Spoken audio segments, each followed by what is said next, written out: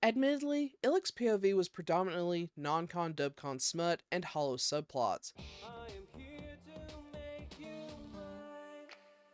Hi, welcome back to my channel. Today, we'll be discussing Plaything, the Grand Duke's Boytoy by TR. Before we get started, there will be spoilers, so if you don't want to be spoiled in this manhwa, go ahead and click off now. No worries, I'll catch you next time. For those of you who decide to stick around, let's cover some content warnings and buckle up. This is a long one. There may be references to social gap, power imbalance, violence, blood, death, incest, not between the main couple, perceived inbreeding, non-con, manipulation, forced BDSM, murder, coercion, religion, political intrigue, mentions of suicide, cheating, not between the main couple, imprisonment, capital punishment, war, obsession, mentions of arranged marriage, not between the main couple, gun violence, implied poisoning or drugging, fraud, sexual harassment, mental illness, voyeurism, addiction, strained familial relationships, mentions of starvation, suicidal ideation, confinement, mentions of plague, being orphaned, kink shaming, and mentions of slavery, as these things do appear in the manhwa. But if that's good with you, let's go and get started.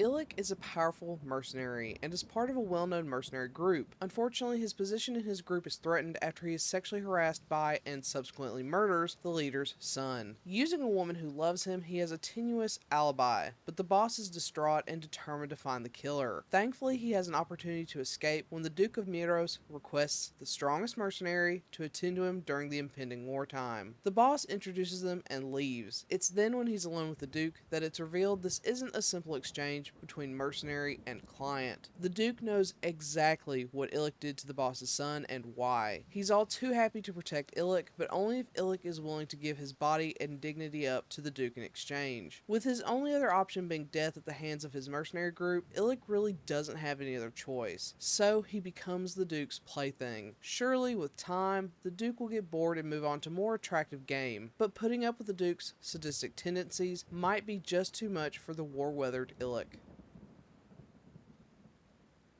To start with, the art style in this can be absolutely beautiful. It's very smooth and clean, and the Duke in particular is among the most beautiful men in all of Manhwa. However, it is a bit inconsistent early on, but what series isn't inconsistent in the early stages? For a title with so many horrific content warnings, this is a beautiful one. I would also be remiss if I didn't mention Illich. While the Duke is gorgeous beyond belief, it's easy to see why he chose Illich. Illich has all of the goods. I love a muscle bottom with an ample bosom and a bubble butt. A stunning small top with a big muscle bottom, what's better than that? But on to the story. While I did tag this on my website, boyslovelibrary.com, as hate to love, this is 99.5% hate with 0.5% love at the very, very end of the extras. We do get some romance from the Duke's side, which happens during the side stories. I actually really like this difference in perspective. If this had been explicitly a single POV title from Illich's side, there would have been little to no redemption for the Duke, and there would have been absolutely zero romance. Admittedly, Illich's POV was predominantly non-con dubcon smut and hollow subplots, including political intrigue and war. It was fine for what it was, but the Duke's POV adds real depth to the narrative. By the end, I felt like the Duke was a much more rounded character than Illich, which I wouldn't have guessed from the main story. But even if the Duke has an intense romance and obsession with Illich, Illich never seems to develop feelings for the Duke, which is why I can't call this a true romance. I can't blame him, as he's essentially a captive of the Duke. There's even a 10-year time skip, which one would assume would lead to some level of romance between the two, but reveals that Illich still has the same distance and distrust in the Duke as he had before. However, there's a relatively small but interesting look into his past that establishes his distrust and where it comes from. It is a blip compared to all the background we get on the Duke, which is unfortunate, but it does establish that Illich very well might love the Duke, but cannot bring himself to trust that the Duke will continue to love him in return. Illich does eventually realize that what he feels for the Duke might be love, which is during the usual smut sessions, but as soon as we get that recognition, and we see a literal and figurative moment of Illich taking charge in their relationship, the series just ends. Plus, it's right in the middle of what appears to be more sexy time coming up. It's so disappointing both on the relationship development front and on the sexy time front. It's why I can't call this a romance. There really isn't any reciprocated romance until the very last couple of panels. I still like it even without the romance, but after all of the background exploration of the Duke and Illich, I was hoping for a loving payoff. If you're expecting the same, this is not the title for you.